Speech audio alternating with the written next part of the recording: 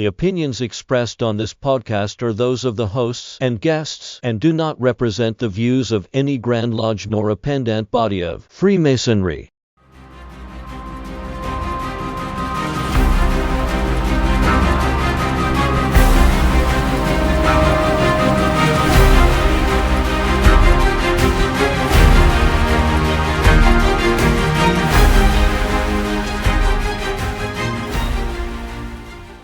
Welcome back, everybody, to another episode of the Masonic Shelf, the podcast where we crack open the books and writings of esoteric and Masonic topics and discuss them. My name is Brad Kohanke. And I'm Jason Reichenberg, and you may have noticed that I am not Chris Williams.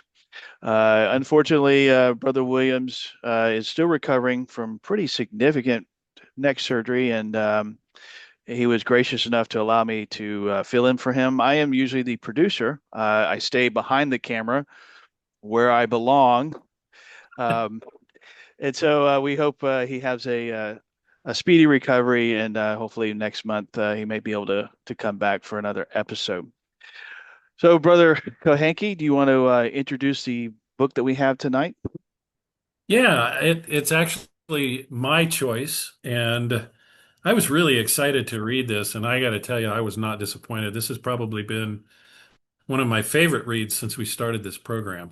It's called Myth, Magic, and Masonry, Occult Perspectives in Freemasonry by Jaime Paul Lamb.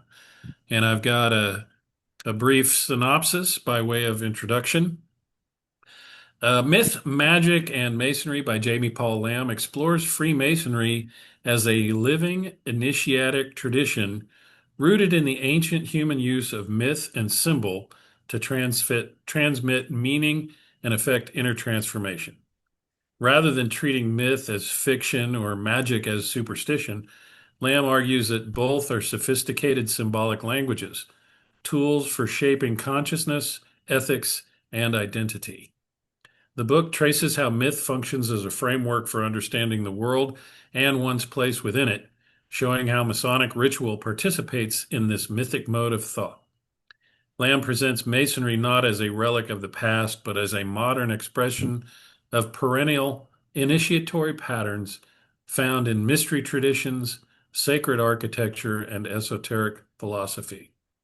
Central to the work is the idea that magic, properly understood, is the art of transformation, of aligning the individual with higher principles through intention, ritual, and symbolic action.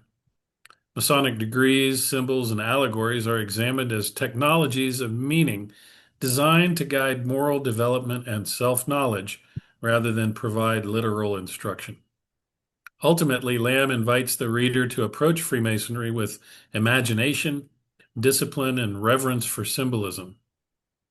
The book challenges Masons to move beyond rote ritual and rediscover the deeper initiatic purpose of the craft, the conscious shaping of the self through mythic participation and symbolic work. It's a really good read. I like that. Well, and it was really interesting just knowing, where you stand on a lot of this stuff. Right in the introduction, to me, it was really interesting that he joined Masonry with this stuff in mind.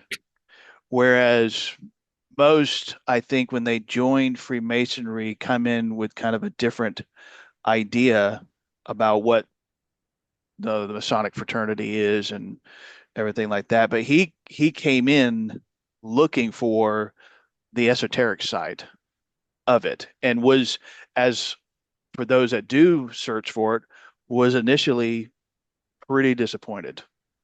Yeah. I mean, this is the stuff that I was looking for when I joined.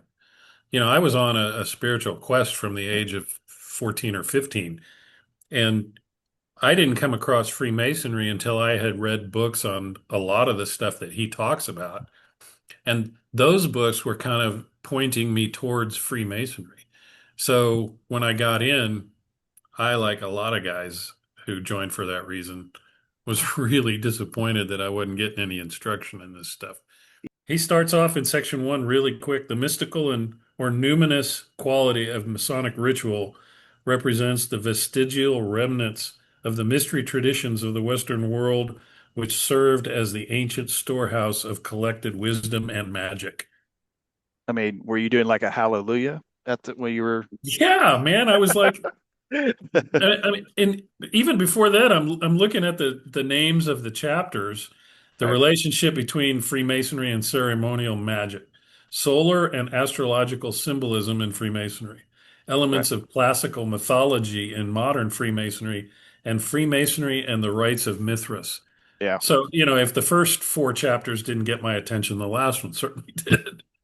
Well, and to explain to the listeners, this book was not it was not a it wasn't intended to be a book as in he wrote this book as a one cohesive narrative. These are four separate lectures basically.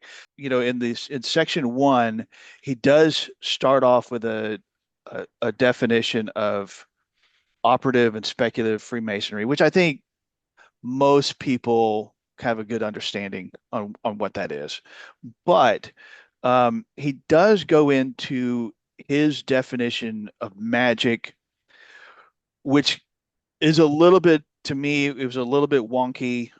But maybe we could talk a little bit about when we're talking about magic, because you know, for those that grew up fairly religious, um, unless you're, in a religion that supports that kind of thinking, most mainstream religions absolutely reject anything that would be considered, quote, magic. And so I think if you want to, if you're all right with it, if you want to maybe give a little bit of what he's talking about when he says magic, is Yeah. what is that?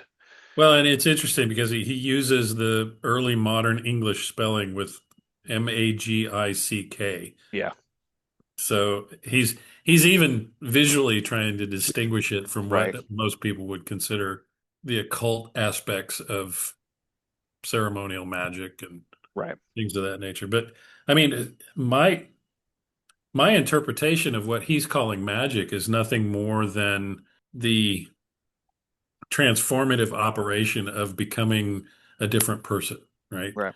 The usage of symbolism and understanding myth and maybe even reflection and meditation on either symbols or writings or things of that nature to affect change in yourself. He's not talking about spells or curses or protective incantations or anything like Well, then why did I get this? that. There are plenty of books out there that have that. Somebody would pick, somebody that maybe is even a new Mason or a longtime Mason, and they would pick something like this up. You know, the hair on their back of their neck would stand up. What do you mean magic? What do what Yeah. is it that we're doing? The other thing I think, because there are some orders out there that really take ceremonial magic seriously and consider it a legitimate practice. And it's often portrayed that, well, Masons don't know exactly what they're getting into, and that, they're inadvertently casting spells, or they're, doing incantations and stuff like that. But from what I've always learned and read is that it has to be intentional. It's not as though you can just accidentally do magic. You know what I Yeah. mean? Like it's not, we're not tricking Masons by, well, you did this Masonic initiation, which actually turned out to be a magic ritual, and now you've cast some spell on your descendants or something, something stupid like that.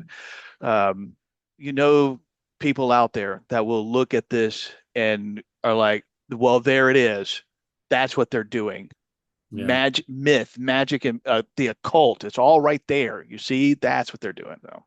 Well, he did quote a couple of things in here that I thought was worth bringing out. This one from A.E. Waite on the Book of Ceremonial Magic in 1913. The main principles are summed up in the conception of a number of assumed mysterious forces in the universe, which could be put in operation by man or at least followed in their secret processes. In the ultimate, however, they could all be rendered secondary, if not passive, to the will of man. For even in astrology, which was the discernment of forces regarded as peculiarly fatal, there was an art of ruling, and sapiens dominopter astris became an axiom of the science. This conception culminated or centered in the doctrine of unseen intelligent powers with whom it was possible for prepared persons to communicate. The methods by which this communication was attempted are the most important processes of magic, and the books which embody these methods called ceremonial magic are the most important part of the literature. So A.E. Waite talking about this back in 1913 Right. was pointing out that, yeah, you've got all these elaborate operations with accessories to summon angels as intercessors, and there's demons and jinn and Right. all the stuff that kind of goes along with this magic paradigm thing. But ultimately, all of this stuff is secondary to the will of man. Well, and it always, um, they always preface it by saying that in order for even if you follow every single, uh, if you were to follow like an actual magical incantation or magical process, and you did everything step by step, if you were not, for lack of a better term, pure of heart, if you were not actually prepared spiritually to do it's not going to work. They're not doing it just out of, quote, idle curiosity or with the intention of doing harm to others or something No, like that. no Faustian motive, huh? Make it right. Exactly. Yeah. If you are trying to manifest change either in yourself or the world around you, it's about how strongly you believe it and how willing you are to impact it. Right. And so all of these accessories that are utilized in this ceremonial stuff are really to enhance your own belief and willingness to engage in these things. They're not, and this is a personal opinion. They're not seriously trying to utilize demons to build Solomon's temple or whatever. They're Right. just Yeah. it, it's a belief enhancer. Okay, so here's another quote. It seems that perhaps since the end of the 19th century occult revival, the regular Blue Lodge Freemason has not been adequately instructed to perceive the often cryptic occult motifs present in Masonic ritual.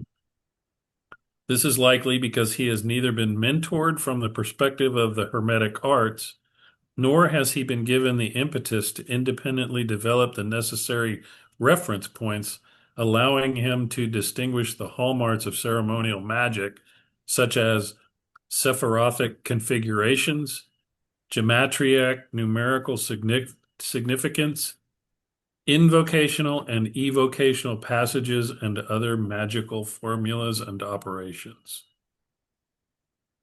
Yeah. And that's something that, you know, at least in the groups that you and I are in, that's one thing we talk about a long time, a lot, is Yeah. that that there's a way to interpret Freemasonry just on a moral level. As in, you could just take a look at the basic symbols, and just all you could take away from them is that you should be a good person and that you should, treat others right and that kind of stuff.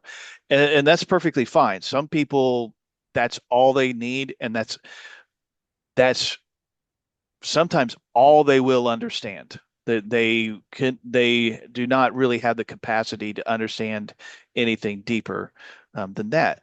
However, as you and I have and in particular you have talked about a lot, is that the Masonry is a direct inheritor from the ancient mystery schools, and that these symbols, the way our rituals are set up, the teachings are derived from ancient teachings, and we are, basically the custodians of that ancient knowledge, if you're willing to look for it, you know. Yeah. Yeah. I mean, Pike even says, and I like this quote a lot. Freemasonry was never designed to be understood by the vast majority of Freemasons. Mhm. So, and we've talked about this before. It's a big tent. People get out of it what they want to get out of it, and it's got plenty there for everybody. And for us, this is the kind of stuff that I'm really into. Yeah. And what was it? Henry Clausen in his book, Clausen's commentary said the degrees of the Scottish Rite are conferred, and they are meant to be thought about and meditated upon and understood to the extent that each Mason could understand them. Right. So, it just depends on the person's desire and ability as to what he's going to get out of it. Yeah, and I've told you this before, that when I first went through the degrees of the Scottish Rite, I missed a lot of it. I thought they were interesting. I was not, quote, blown away by them. It wasn't until actually came back to these classes and actually started going back through the degrees and rereading them and studying them and listen and learning what Pike was talking about, everything before I really fully I'm not sure I don't think you can ever fully understand, but I have far better understanding of them now. But that's certainly not the case when I got my black hat on Saturday evening, for certain. Yeah. Um, Well, it- you can't understand all of it in a day and a half. no, I mean, no, especially when you only see a handful of the degrees, you correct. know. Yeah, So he says in ceremonial magic, temple spaces are often oriented east to west, or at the very least to the symbolic east and west, as are all Masonic lodge rooms. right, The orientation of Masonic lodge room is said to be based on that of King Solomon's temple, although interestingly, it faces the opposite direction. The door of King Solomon's temple and many other ancient temples was in the east, thereby letting the rising sun illuminate the sanctum sanctorum, or Holy of Holies, particularly on the morning of the vernal equinox. right. Yeah, Interesting. I highlighted that because I had never heard that before. And I yeah. guess it just never struck a bell with me. I don't know. Wouldn't even think to ask myself which way was the temple really oriented, because in our ritual it It says says it was oriented it's east to oriented west. east and west, but Yeah, our door's in the west. right. These lessons and these rituals are not meant to be historical. They're meant to be allegorical. So, we oriented east to west with the worship master in the east, because that is where the light is coming from. And so we say, well, that's how King Solomon, but it's all meant to be an allegory. We're not actually, you know, trying to convey a history lesson. We're trying to Right. impart a lesson. But yeah, that it is interesting. But it's interesting that he would connect that to a magical process, as well. We see it, in teaching the lessons that we're trying to impart, but he's also saying that the structure of the lodge itself can contribute to what you're trying to do, is to improve yourself. Like it's actually part of that experience. Well, and he's drawing the correlation between uh, temples, temple Yes. spaces, and the Masonic Lodge, and how they're situated similarly. But then, he's talking about the vernal equinox, which obviously is very important, not only in astrology, but in ceremonial magic and, you know, all other aspects of the occult.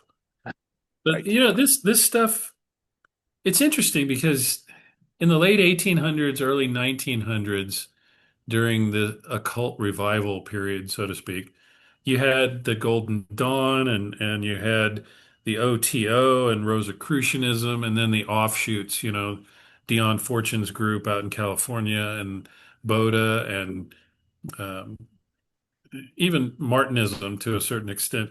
All of this Right. stuff was very popular back then, and it just seems to me like it's regaining its lost glory recently. Yeah, I mean, a lot of the guys, newer guys that are coming in, younger guys in particular,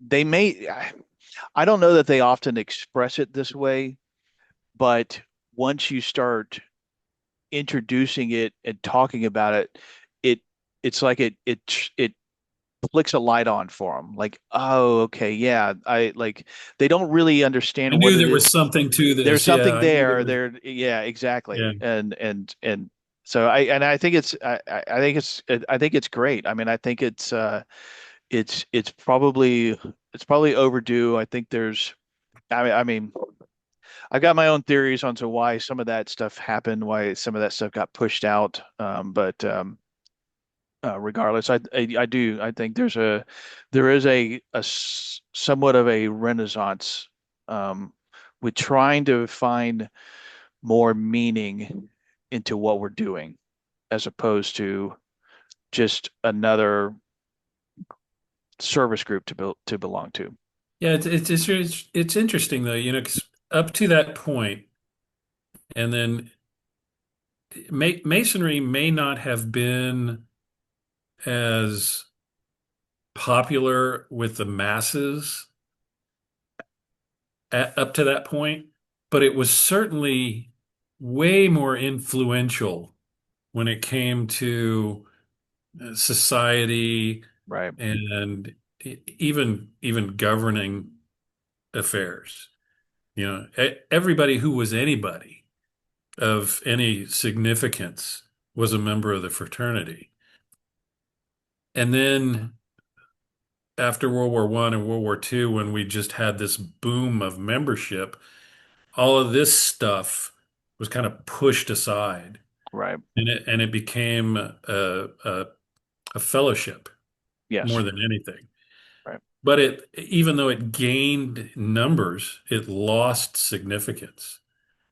So we're experiencing a dwindling number of Masons, but the ones that we do have are back to being interested in this stuff, which Yes. I think is going to result in the fraternity becoming much more influential again in the future. Um, Lodge rooms and magical temples are also both noted to be the microcosmic representations of the universe. The two brazen pillars in the Blue Lodge, representing those on the portico of King Solomon's temple, are also present in most temples of ceremonial magic, as they architecturally pertain to astronomical orientation. These pillars have an immediate precedent in the obelisks of dynastic Egypt. In the context of ceremonial magic, these pillars have been noted to be analogous to the Kabbalistic pillars of severity and mercy. In Kabbalism, these pillars are found flanking the middle pillar, or Etz Chaim, or tree of life. Yes. So again, um, Kabbalah spelled with a Q, Right. which I really appreciated him doing that. Falls under the ceremonial magic section, Yes. which is cool. Yeah. Then he talks about the chamber of reflection.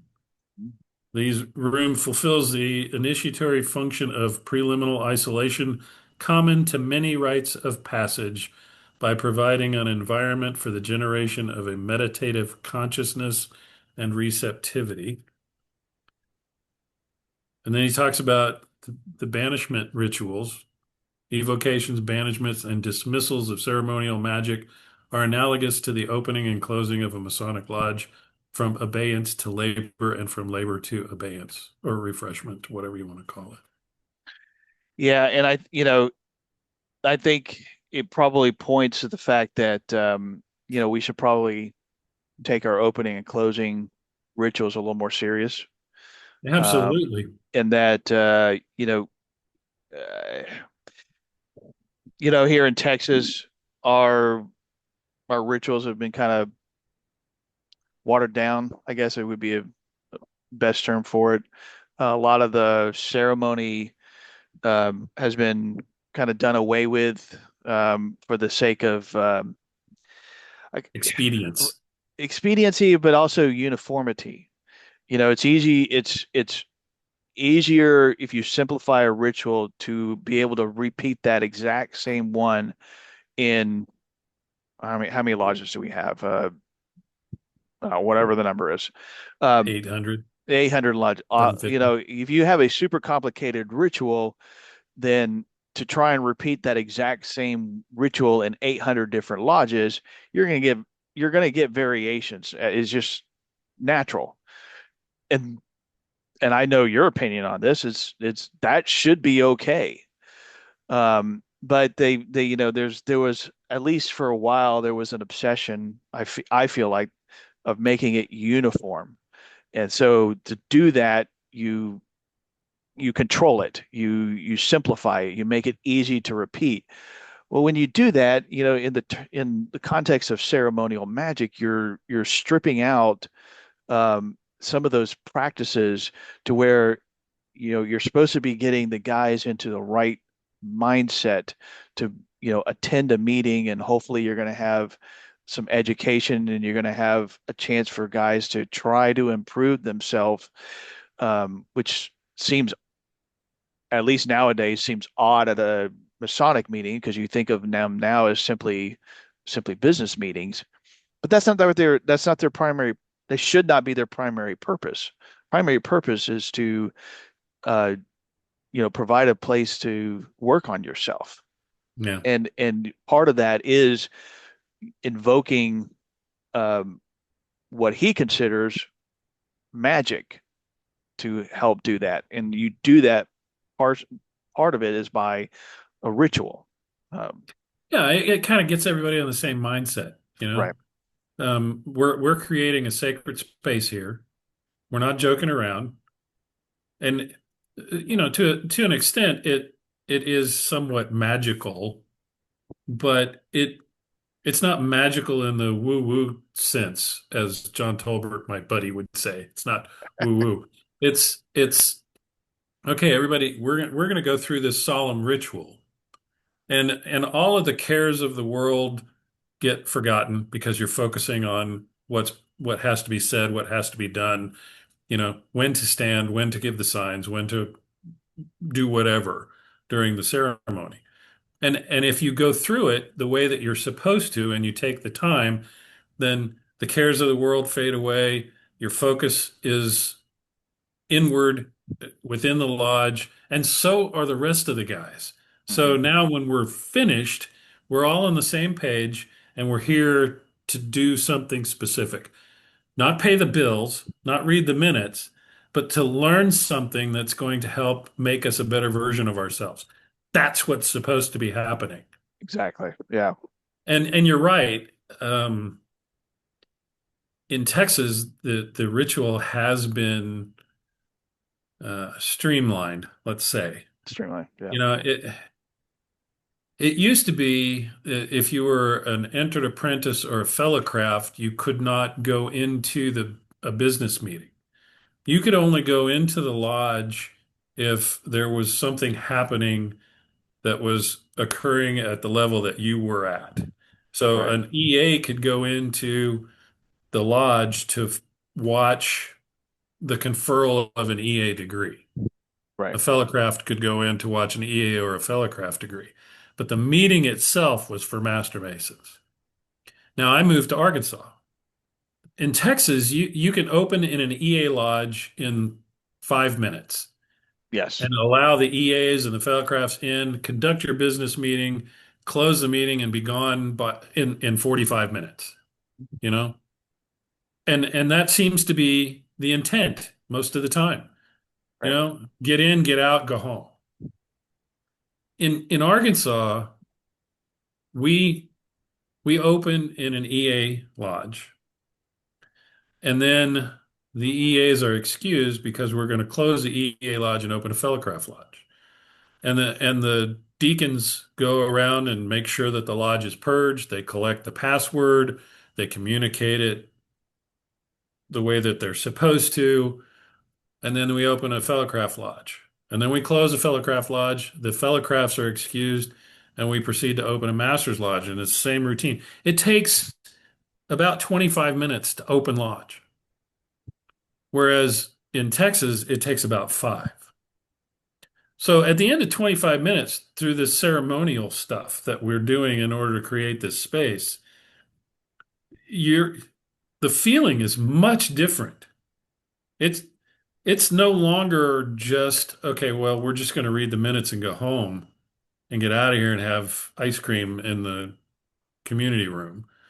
It's okay, well, we just spent 25 minutes opening this lodge. Better be worth it. Yeah. No, I can see that. I mean, yeah, I mean, it takes 25 minutes to open an Eastern Star meeting, but that's just because of the introductions. Yeah, But you're right. I not mean, quite the same. I think there does need to be a little bit more um, reverence when it comes to our opening and closing. That this is not just a check the block. Yeah, let's get this open and let's get on to what we need to get done. No, no, this is part of what you need to do. Um, is it uh, is it worthwhile with the current ritual that we have? Um, I I think it could be worked on, but nobody's asked me to do it. So Yeah. All right, so we've touched on Kabbalah, and it it's got quite a bit on it that yeah, is interesting, especially when he ties in the SRICF or SRIA and the Scottish Rite. right. Um, and the Tree of Life with the pillar of mercy, the pillar of severity with the middle pillar. And we've talked about all that stuff before, but I'm a firm believer that that symbolism within the Blue Lodge is there for a reason. Mhm. When you are initiated, you come through those pillars, Yes. and you're made to represent that middle pillar. The harmony between strength and mercy, right? Establishment and what's the other one? Um, Strength and strength and establishment. establishment. Yes. Yeah. Uh, Don't tell the committee on works. yeah. Um, So, but but and it talks about the 3 pillars of Freemasonry: wisdom, strength, and beauty, right? yeah, they put them in the So, wrong order, but yeah, yeah. So beauty really is harmony of the two, which right. is the middle pillar according to Kabbalah with a Q and stuff. So Yes. anyway. Mhm. All right, so initiatory mysteries. Many of the initiatory rites of modern magical orders are patterned on those of Freemasonry, just as the initiatory rites of Freemasonry have been surmised to be patterned on those of the ancient mysteries such as Mithraism, Orpheism, and the Eleusinian mysteries. In Masonic ritual, the candidate, being in an altered state of consciousness due to his experience in the chamber of reflection, well, I wish we had those, and the application of a hoodwink or blindfold is conducted on his circumambulations around the lodge room by the senior deacon, whose psychopompic role is archetypically reminiscent of that of Hermanubis. And then the candidate is then instructed to invoke the blessings of deity. This particular invocation is also another perfect example of magical theurgy in Masonic ritual. So, just as in the ancient mysteries, the candidate is put into a situation where he's kind of discombobulated. Yeah. He doesn't really know what's going on. He can't really see. He doesn't know where he's at. He's never been there before. He has to have a guide. And the senior deacon kind of acts as this, what did he call it? Psychopompic role Right. of Psychopompic. Anubis, Hermes or Anubis. Yeah. And then he has to invoke the blessings of deity, which is part of the ancient rituals of the mystery schools as well. The act of circumambulation also delineates a sort of magic circle in which the operation at hand is to be worked. The magic circle is used in several traditions of natural and ceremonial magic. A space within which the magical operation is to be performed is delineated and consecrated.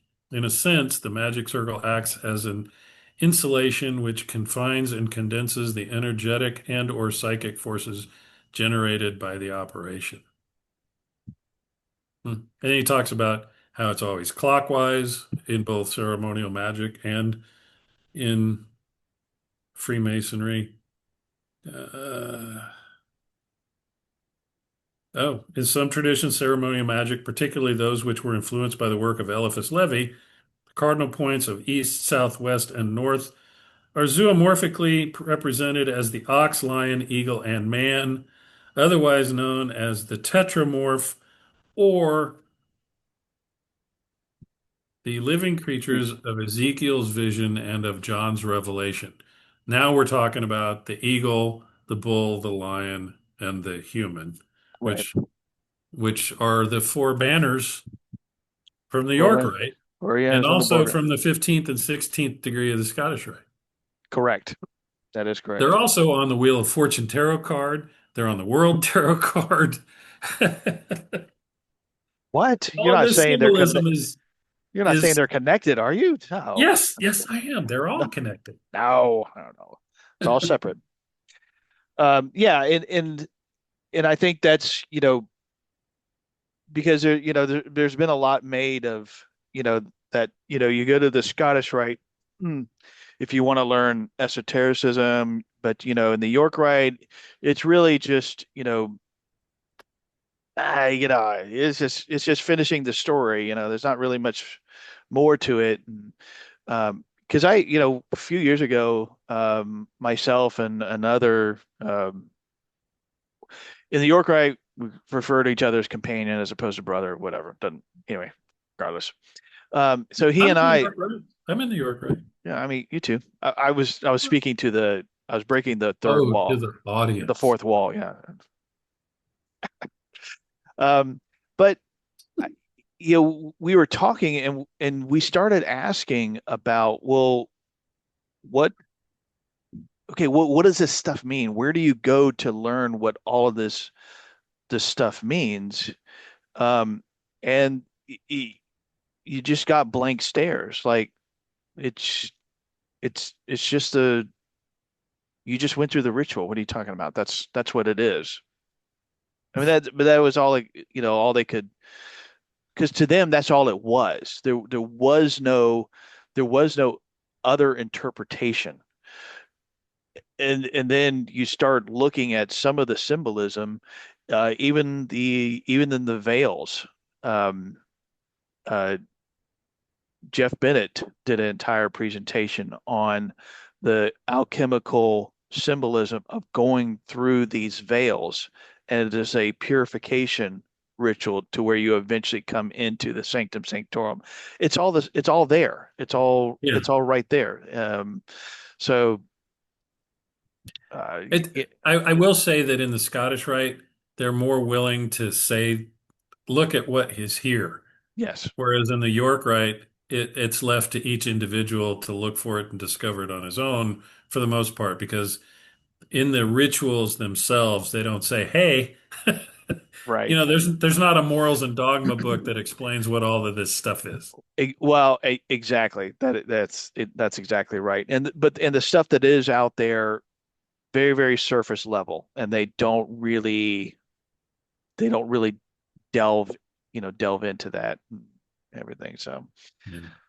Well, yeah, and Jeff is really good about pointing out a lot of the esoteric aspects of the York Rite, and so is Al Mox. Yes, Um, Almox too. he's probably one of the most knowledgeable guys I know when it comes to that. So the candidate reaps the sublime benefit of initiatory degree conferral by synthesizing the rational and the mystical, by integrating the sun and the moon, by officiating the hermetic marriage.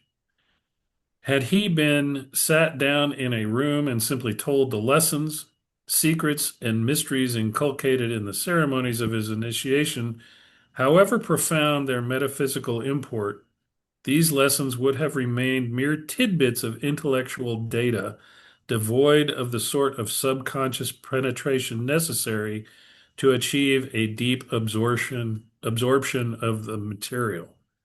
So, what he's saying basically to end that particular part is the reason that we have this initiatory experience that the candidate must go through is because it's going to ingrain in him through memory the lessons that he's going to learn about what he went through. Yes. You know, it's and we used to say this all the time. It's you can take a helicopter to the top of the mountain and you can climb the mountain. The view from the top is the same, but which one is worth more?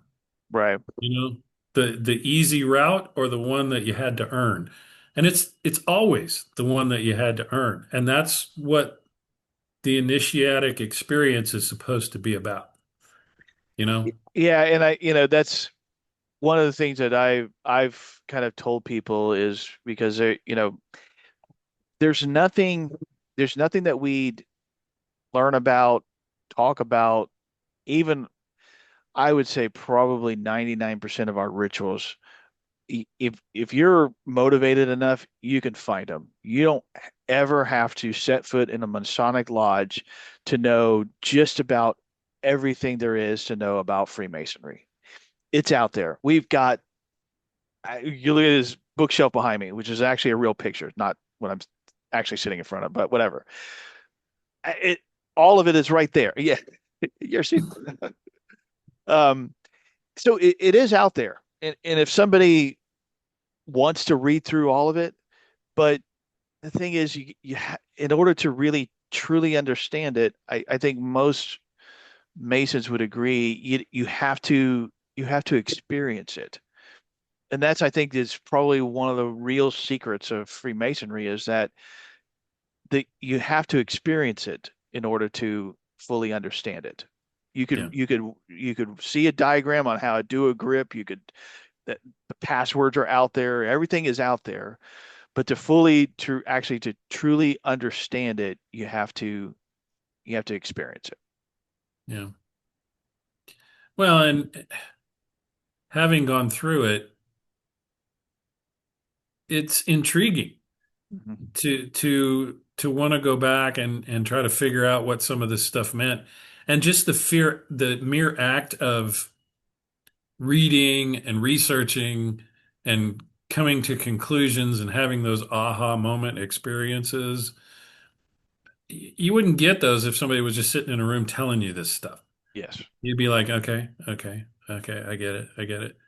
But it's the thrill of the search. Right. It's the eureka of moments of discovery that you live for, you know. Right.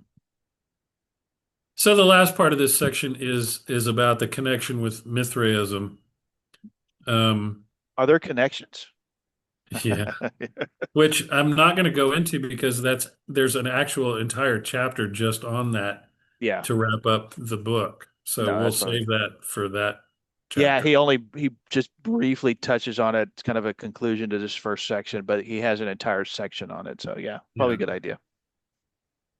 So the next section is solar and astrological symbolism in Freemasonry. And I want to start with the quote that he uses to open the chapter from a book that was next in line for me to read, Stellar Theology and Masonic Astronomy by Robert Hewitt Brown. And when I saw this, I was like, I can't believe because it was sitting on the coffee table right next to this one because I was almost done with this one. It's like it's magic. Almost. The Masonic tradition is but one of the numerous ancient allegories of the yearly passage of the personified sun among the 12 constellations of the zodiac, being founded on a system of astronomical symbols and emblems employed for the purpose of teaching and illustrating the two great truths of the being of one spiritual, omnipresent, and omnipotent God, and the immortality of the soul of man. So, Well, even in our Texas monitor, we have it traces the path, um, the eclipses and all that stuff as represented in the lodge room.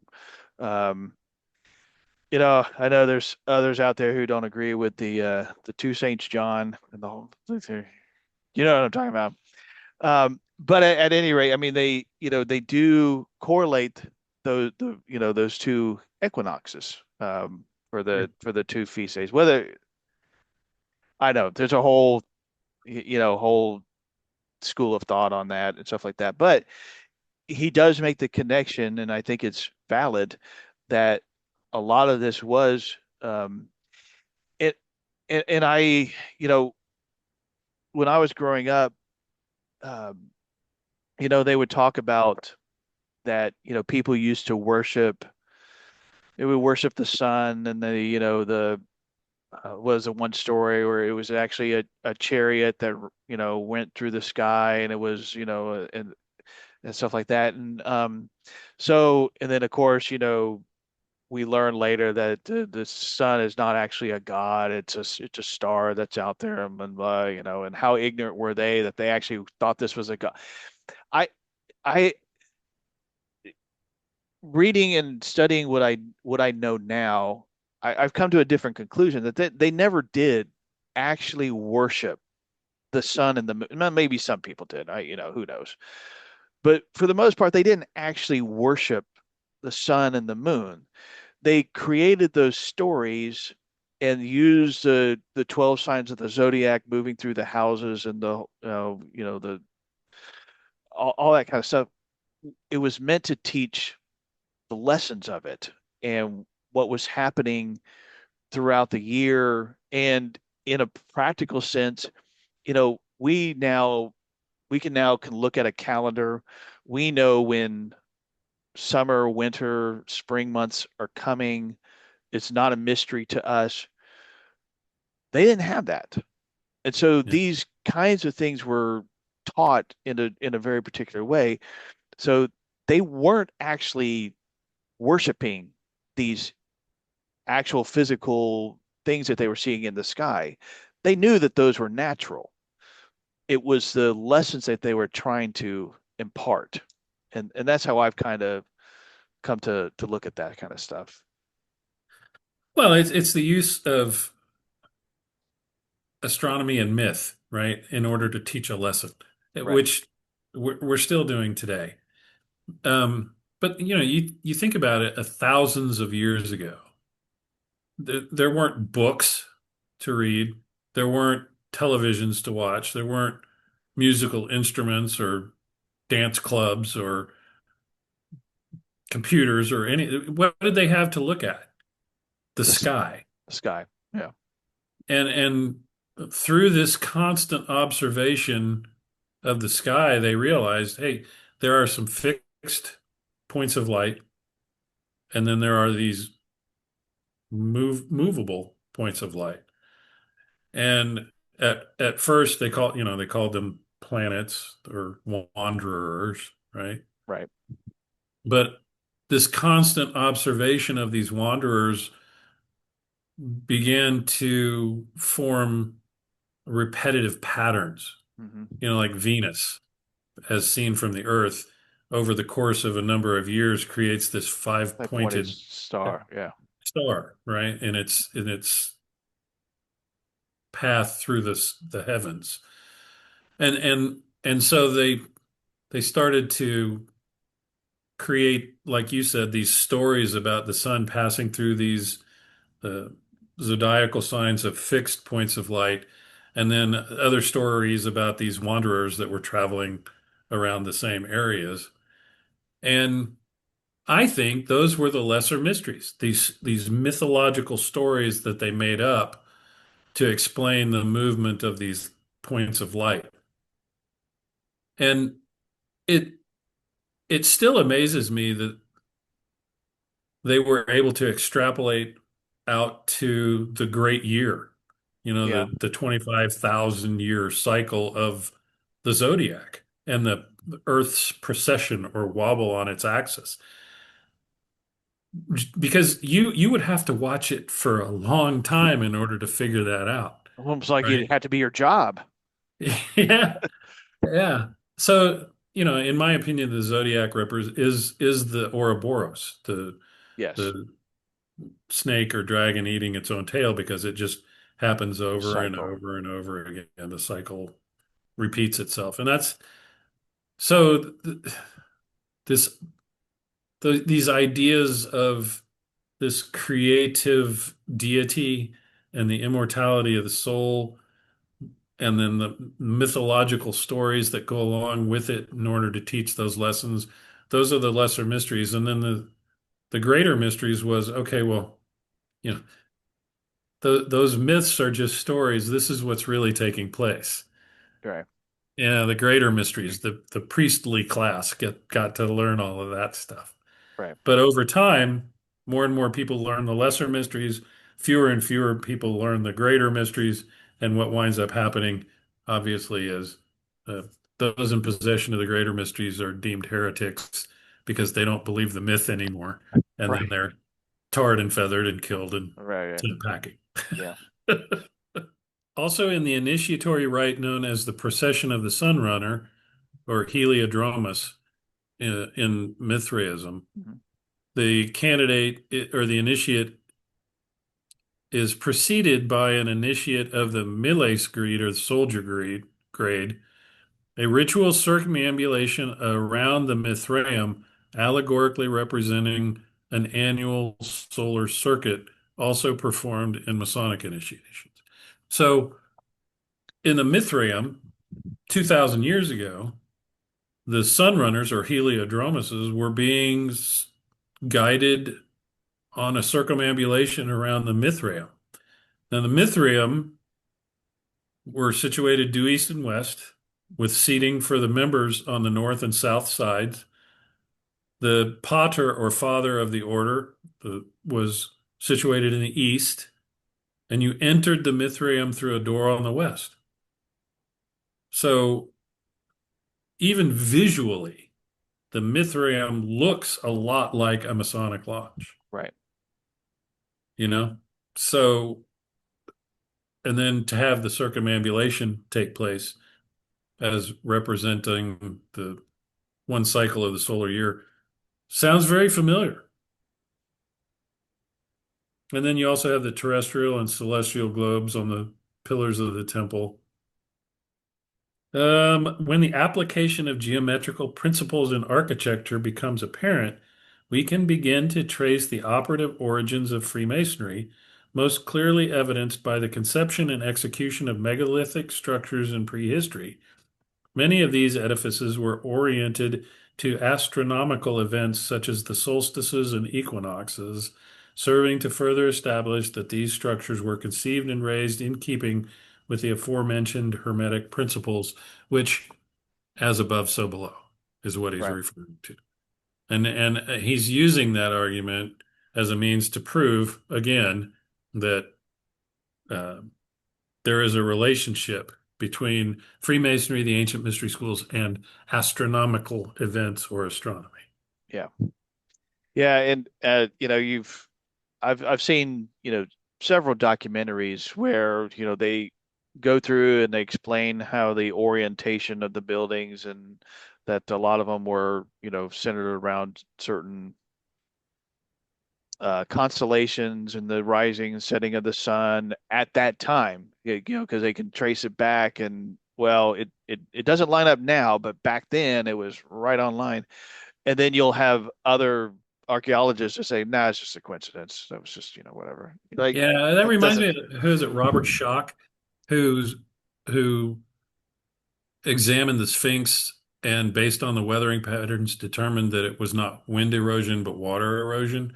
And because of that, along with the fact that it it would have been facing the constellation of Leo on the vernal equinox, he dated it to like 10,000 BC, Yeah.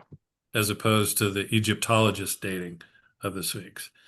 And And and there's some indications that it originally wasn't a man's head or a pharaoh's head. no, That yeah, it very well could have just been in a lion for Leo. exactly. Yeah. So that was his argument. Yeah. Um, it's facing Leo on the vernal equinox, and the weather was different back then, and that Right. explains why it appears to have had erosion from rainfall as opposed to wind. Yeah. He quotes a passage from the book The Builders. Hmm. Um, However, it is more than a mere plausible inference that from the beginning, architects were members of secret orders. For as we have seen, not only the truths of religion and philosophy, but also the facts of science and the laws of art were held as secrets to be known only to the few. This was so, apparently without exception, among all ancient peoples. So much so, indeed, that we may take it as certain that the builders of old time were initiates. Of necessity, then, the arts of the craft were secrets jealously guarded, and the architects themselves, while they may have employed and trained ordinary workmen, were men of learning and influence. They must have been part of whether it was a secret order or some kind of organization or something like that. It starts to make sense because like you can't just have random people come together and build this incredibly complex megalith or whatever it was, um, just from some guys getting together and thinking, well, this might be a cool idea to do. Like this had forethought and planning and everything. So it makes to me it makes sense. And it was, but also you have to think like what was driving them to do that. Like that's you when you do that, okay, you have to devote labor to actually building it. Well, those people still needed to be fed. They still needed to be watered. They still needed to have housing. They still needed the basic necessities of life. So you're taking people away from what you would consider basic survival to put them on this project that had it must have had a higher purpose to it than just merely survival. It was aliens. It was probably aliens. It was probably aliens. Okay, so we're going to go back to the representations of the zodiacal signs of Taurus, Leo, Scorpio, and Aquarius, right? The Yes, images of the bull, the lion, right. the man, and the eagle, which over time became either the snake or the scorpion, because originally Scorpio was an eagle. Right. Yeah.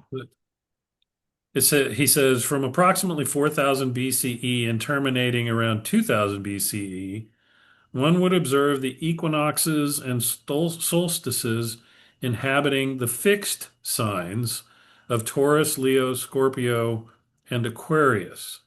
This astrological quartet, whose most notable appearance are as the cherubim in Ezekiel's vision and as the four living creatures in John's vision in the book of Revelation, has been frequently depicted in religious visual art, bas relief, and statuary. We also find these four figures, the bull, lion, eagle, and man, depicted on the royal arch banners, and the Judaic tribes of Ephraim, Judah, Dan, and Reuben. The Taurian age, the sign of Leo is inhabiting the keystone position of the royal arch of the heavens, representing the summer solstice's occurrence in the house of Leo when the sun was at its greatest height, quote, the beauty and glory of the day. A similar, though precessionally more current rendition of this can be found on several 19th and 20th century Royal Arch tracing boards, where the cardinal sign of Cancer is represented as inhabiting the keystone of the Royal Arch. And I think that's interesting Mhm. because it really is right there. Yes. Yeah, and so to say that there's no there's no esoteric interpretation that you can subscribe to the chapter and council, that right there belays all that. It's like Yeah. Royal Arch tracing board, and it's filled with astrological signs, zodiacal signs, hermetic signs. I mean, it's all right there. I mean, it's uh, you Yeah, for anybody who wants to see it. who wants to see it. All right, so section three, elements of classical mythology in modern Freemasonry. Yeah, this one, well, we'll get into it, but there was one part I kind of thought he went off the rails a little bit on this one, but Well, I'll be interested to hear your take on that because I like this section. I feel strongly about myth. You know, I'm a big fan of Joseph Campbell, and I think that myth serves a purpose. right. Um, and so, Well, I mean, I wrote a whole book on a myth, so well, yeah, and it surprises me that you're not into well, this as okay, much because it's one there's stuff section. about Heracles in here and the bull and the lion. No, okay. Okay. So here's the only part in this section I really thought was like, okay, that's a bit of a stretch. It was the Mediterranean model of the lodge room. Oh yeah, yeah, Okay. All yeah, right. So you know what I'm talking about now. yeah, yeah. Okay, yeah. Where, you've got the pillars of Hercules at the um bottom of Spain and top of is it Morocco? Yeah. That's the strait there, where the island of Cyprus is the Crete, altar, huh? Oh, Island of Crete. Crete. Yeah, that's right. Okay, yeah, I'm sorry. Island of Crete is the altar. You got Europe as the north or the place of darkness. Rude. Um, the south, east is Jerusalem and the land of Tyre. I mean, he has a whole map, and maybe it is in one tradition, maybe they did do this. I do know, I guess in generally in mythology, whenever you have the hero's journey, they do, and especially if set in the Mediterranean, they do generally move from west to east. But to assign specific places as specific places in the lodge room, you're kind of like, you might be Well, maybe stretching a little bit. so I'm going to come to his defense because he starts that section with this statement. There is an interesting, though perhaps less than tenable argument, which posits that the That's true. basic layout of the Masonic lodge room is a model of the ancient world, more specifically that of the Mediterranean Sea. See, that would have So been he doesn't even believe it.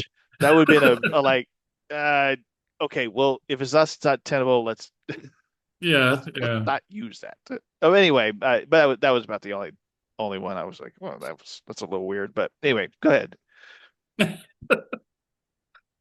Well, he's talking about the orders of architecture, Hmm. which was interesting. Yeah. Significantly, each of the three ancient Greek architectural orders, the Doric, Ionic, and Corinthian, are associated with one of the three principal supports of the Masonic Lodge, which are wisdom, strength, and beauty. The Doric order is said to denote strength and was held sacred to Ares, the god of war. The Ionic order of architecture denotes wisdom and was held sacred to Athena, while the Corinthian order was considered sacred to Aphrodite, the goddess of beauty, which correlates to wisdom, strength, and beauty, right? I Right. mean, it's, I thought that was pretty interesting. Yeah. Well, and I Um, don't, for a fraternity that calls itself Freemasons, and it's all about the primary symbolism is all the working tools of the ancient, Masonic craftsmen. We gloss over these orders of architecture. yeah, We barely to mention them, and it's like it just seems like if somebody on the outside was like, well, why do you guys use these orders of architecture? And you go, I don't remember I what don't the know. orders. I don't remember what the I don't orders of know. architecture. And so, and that was when I've been going through the at Victory Lodge. I've been doing the monthly presentations on Hercules, and we just finished up the five orders of architecture, um, and how that relates and stuff like that. So there is a lot more. There is a lot more to it, and I think um, we should really you know encourage Masons to go back, especially back to their monitor. I mean, it's all right there in the like it five sections of the monitor on the orders of architecture. Like Yeah. at least have a basic understanding of what this symbolism is supposed to mean because it's in our ritual. So it's we're meant to study it. We're meant to learn it. So, Well, and I'm always shocked at how many Masons haven't even bothered to read the monitor. yeah. I mean, I remember when Brad Billings was Grand Master back in 22.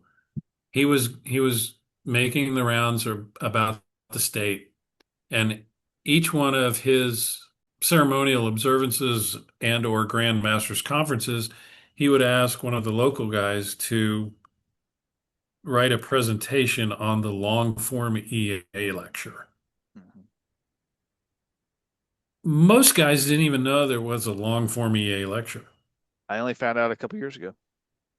If you read the monitor, just in the EA section, there are tons of topics that are not even touched on in the catechism work, the Yeah. memorization work.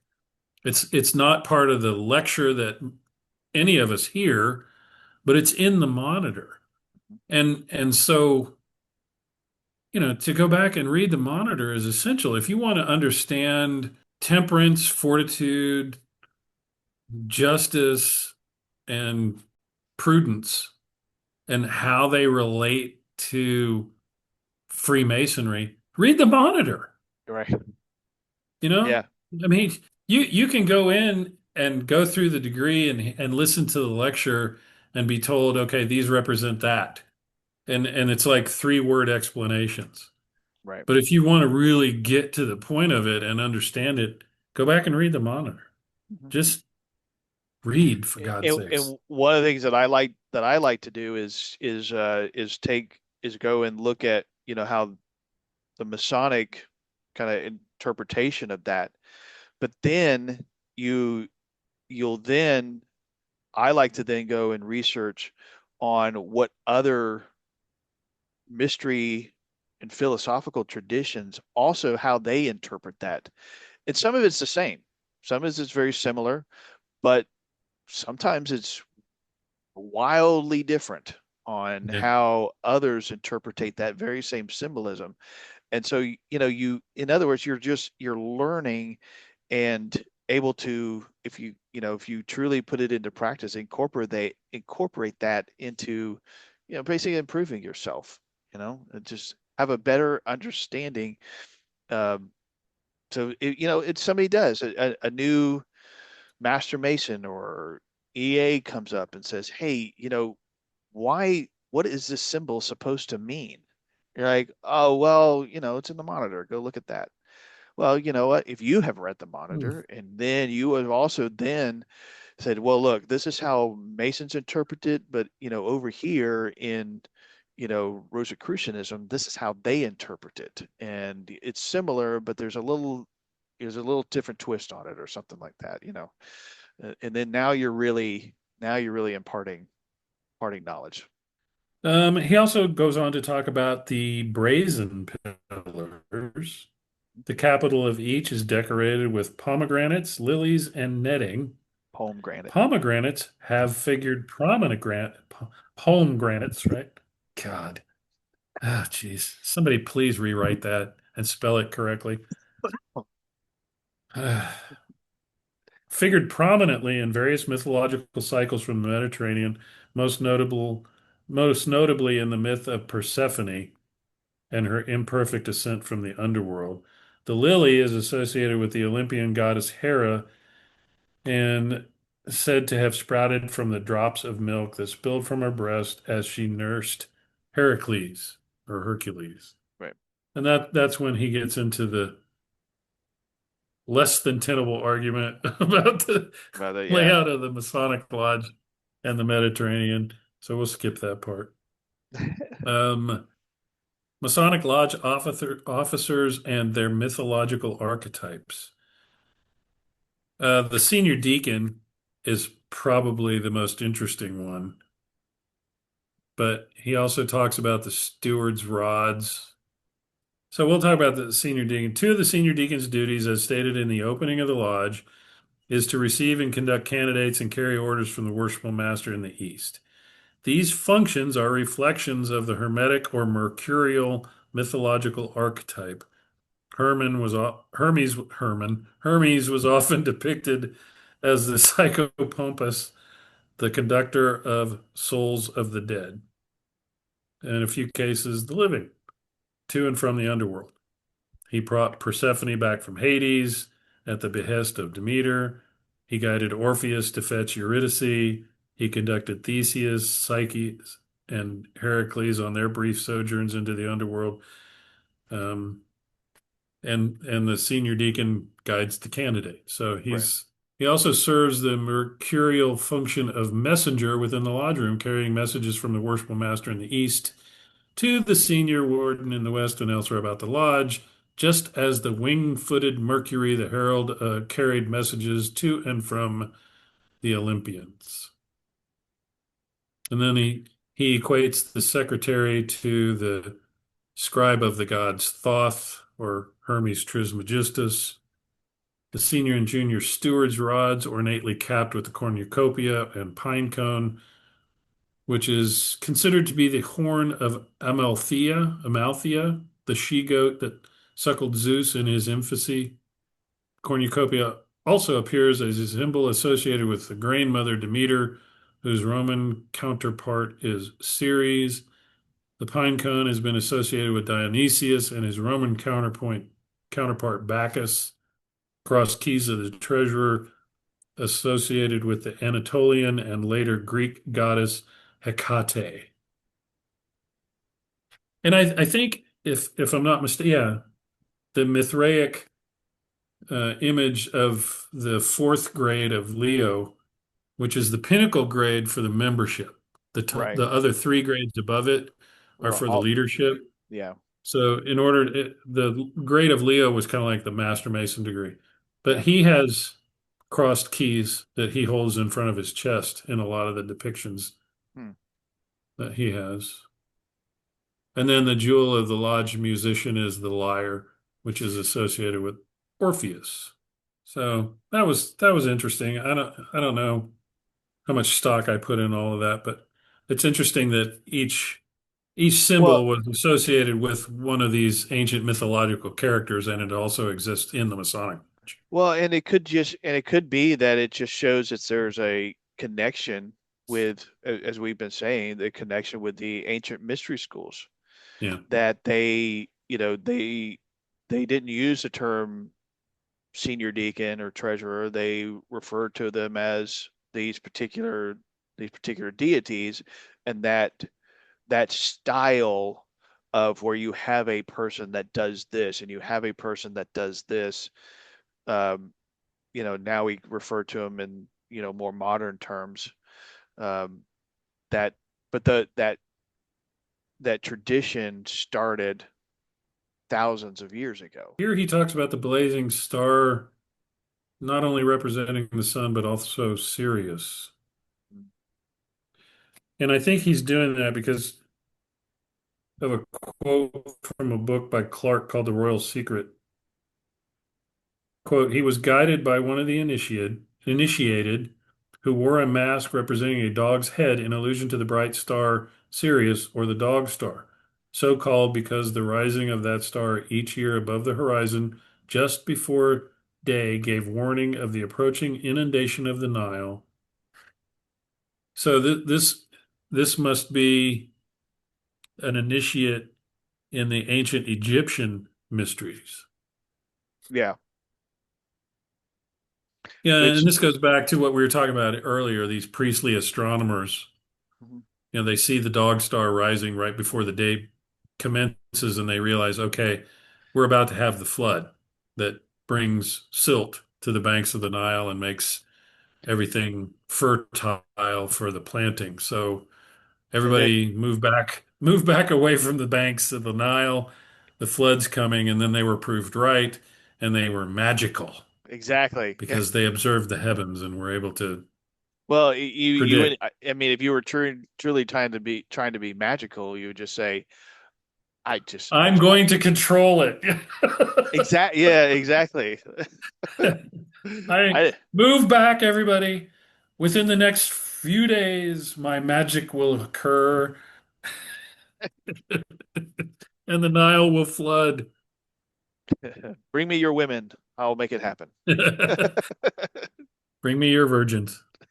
And then he talks about catabasis, right? The the descent. The descent into the underworld is a culturally ubiquitous motif present in many world mythologies.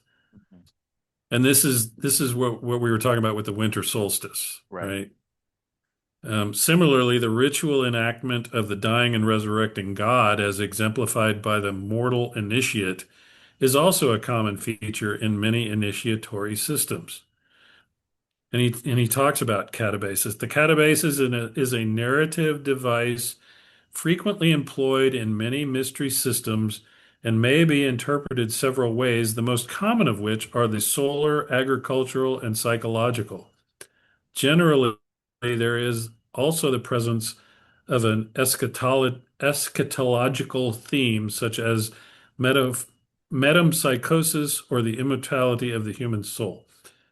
So he's tying the annual winter solstice, the shortest day of the year, to a descent into the dark realms of the underworld, and then the rebirth of the sun as the days begin to increase, as being represented in the mythological dying and rebirth of the resurrected God, right? Right. Yeah. And he's tying Dionysus and Persephone and all of the Osiris, all of the dying and resurrecting gods to this annual solar event, the winter solstice. Right. What I'm surprised he didn't touch on was the representation of that as an inner journey. Because ultimately, I think that's what Masonry's getting at. I don't think they're using it just as a way of communicating scientifically why the sun goes away and Right. comes back. Yeah. I No. think they're using it as an allegory for this descent into yourself to truly understand who you are, what you are, where you're lacking, where your strengths are, and what you need to do in order to make a better version of yourself, this shadow work. Yeah. And you see where they talk about in some traditions where they talk about that um, this is whatever happens in the outer universe also happens in the inner universe. What happens in the inner universe happens in the outer universe. So, in other words, okay, you see the seasons change and the cycle that continues. That also happens in yourself, or should. And so, to improve yourself, that you it's not just a one-time journey, that it is a constant. You need to go search within yourself, descend into the underworld, and be reborn as a better self. And then you need to go back and go back to the underworld. And It's a lifelong it's a lifelong. exercise. Exactly. Yeah. And then he wraps up this section with the Hiramic legend as a mythological narrative. He says the Hiramic legend follows the general narrative arc of a tragedy, as was common in the dramatic rituals of the mysteries. And we've talked about a couple of them. You got the story of Hiram, you got the story of Persephone, you got the story of Osiris, Orpheus, all of these beings that either died or made their way to the underworld somehow and then came back out. Christianity. Well, yeah, wasn't going to go there. I'm just saying. But Don't leave Jesus out of this.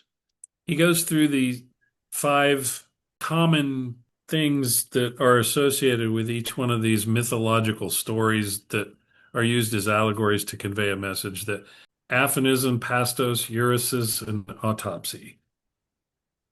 But I'm going to quote Mackey because he did. Right. The person thus slain was represented in the allegorical drama by the candidate. After the death followed the disappearance of the body, called by the Greeks the aphonism, and the consequent search for it. This search for the body, in which all the initiates joined, constitutes what Faber calls the doleful part, and was succeeded by its discovery, which was known as the heuresis. Sounds right. This was accompanied by the greatest demonstrations of joy. The candidate was afterward instructed in the apparata, or secret dogmas of the mysteries.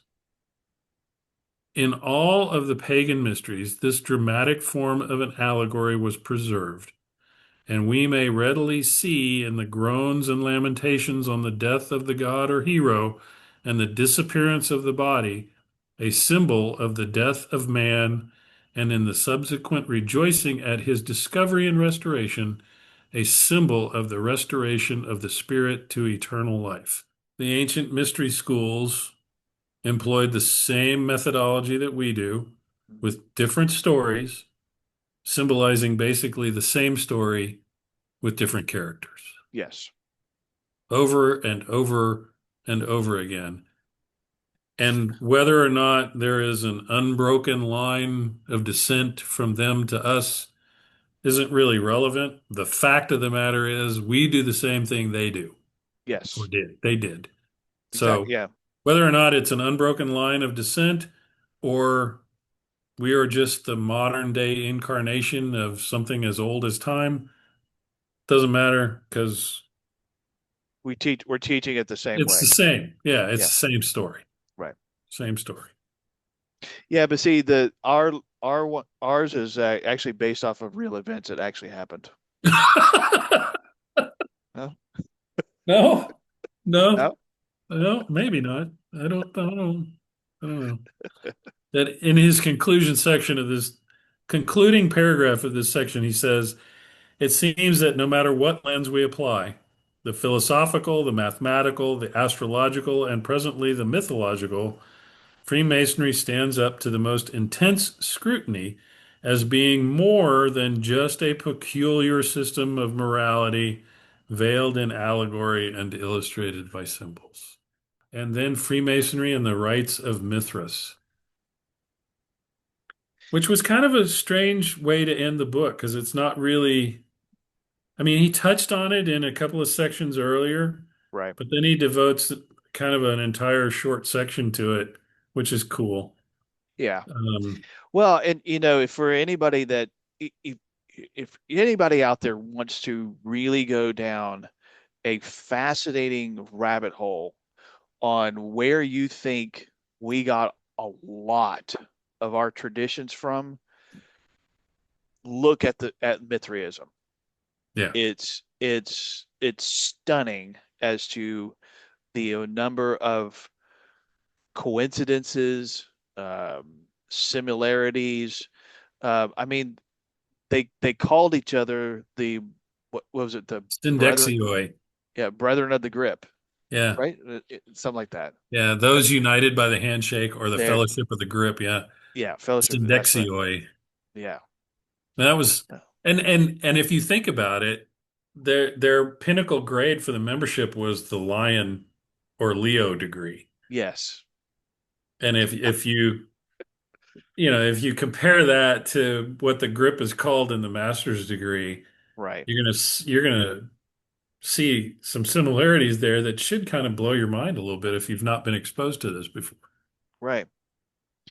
You know, we've already mentioned the seven rung ladder, which Mhm. it's they used the seven esoteric planets they thought of at the time. We would now call it Jacob's ladder or the third flight of stairs. Mhm.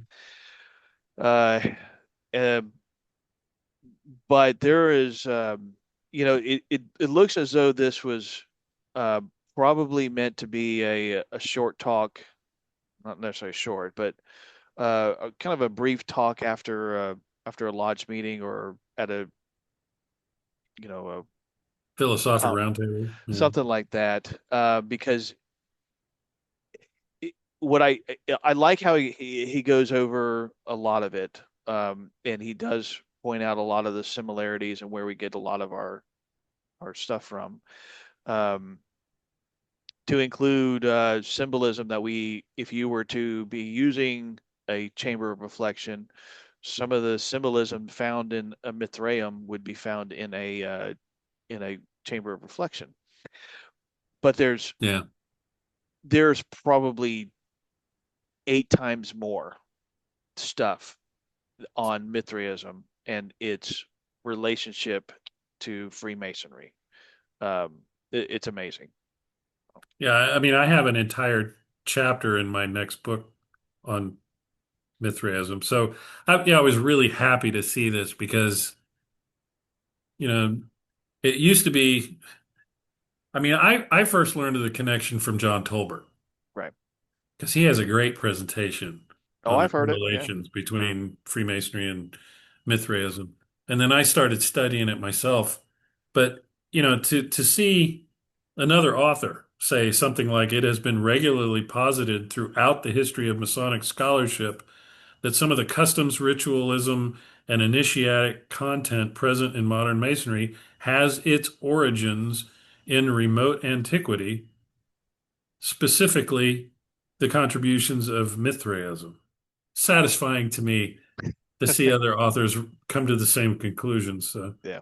he talks about the vaulted ceiling of the Mithraeum being painted blue and representing the canopy of heaven, the various grades and how each one of them has symbols that are presented to the initiate as ideas and tools to remember the lessons that were conveyed. There were questions and answers that had to be memorized and performed. There were obligations of secrecy for each level. There's the grips, connection after connection after connection. Yeah. I really, really like this book. So, anything else you want to touch on before we grade it and then close? No, I'm good. If you want to, we can start wrapping it up. I would have two different grades on this one, only because it depends on the audience. So if you if you thought there was more to Masonry, but you couldn't put your finger on it, and you wanted to know whether there was something deeper to what it is that you had just gone through, and looking for more understanding of what these rituals are supposed to mean or where they even come from, I would give this book an 8 out of 10 because I think it does give a concise, well thought out um, explanation on some of the practices in here and how they can relate to some esoteric and even occult practices and stuff. Now, if you are a Masonic scholar and you know everything about everything, because I'm not putting myself in that category, but a lot of this stuff when I was reading it was like there's maybe one or two things that I had not really heard of. Um, but overall, it was to me it was kind of like, yeah, okay, yeah, that makes sense because I've heard this before.